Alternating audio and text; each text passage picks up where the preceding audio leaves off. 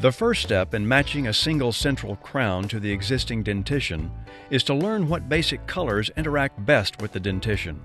To do this, a composite crown will be sculpted directly in the mouth. Made up of flowable composite and nanoparticle-filled composites, the composite mock-up crown tests the basic shade of the tooth.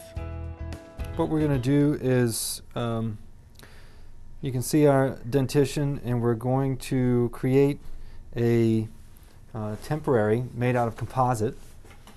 And the idea is, it's the first step in trying to match an existing dentition, is to find out what colors interact with it best. So in order to do this, we're going to use a flowable composite to simply create a margin down here around the abutment.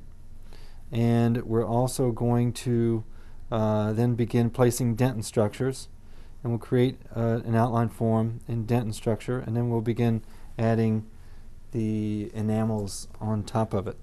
If you want to be able to pull the temporary that we're going to make off, one of the things I recommend is to use a liquid wax. This is called a model separator, and it's made by Ivoclar. It's literally liquid wax. We're going to take a little bit and place it over the abutment, and we're going to give it a couple of minutes to dry.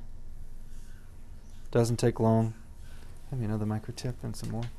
I generally put 2 applications on, and what it'll do is it'll dry into a film that once we finish making the crown in the mouth, we can pull it off, because we'd like to re-cement it temporarily with some temporary cement. The temporary cement is going to, whether we use like temp bond or whether we use Duralon or zinc phosphate as a permanent cement, that will function as the opaquer to block out the metal abutment. Metal abutments are good to use. Sometimes if you are concerned about strength of zirconia abutments, then a lot of times it's no problem to default to metal. You just want to make sure that when you use a metal abutment that we follow these following parameters. Number 1, we want the incisal edge of the abutment to be no bigger than the middle third of the tooth, ideally cervical to middle third, and around that junction in a longitudinal perspective.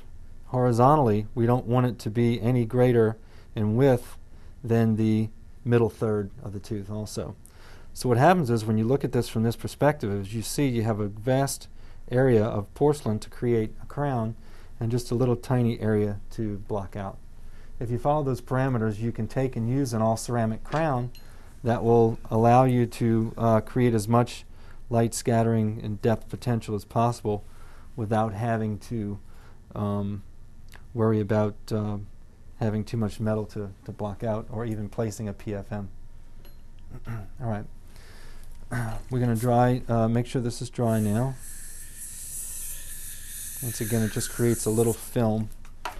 And the first thing I'm going to do is I'm going to take a flowable composite, just A1, could be anything.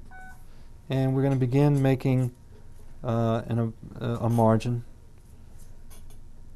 What's also great, you can go ahead and like here.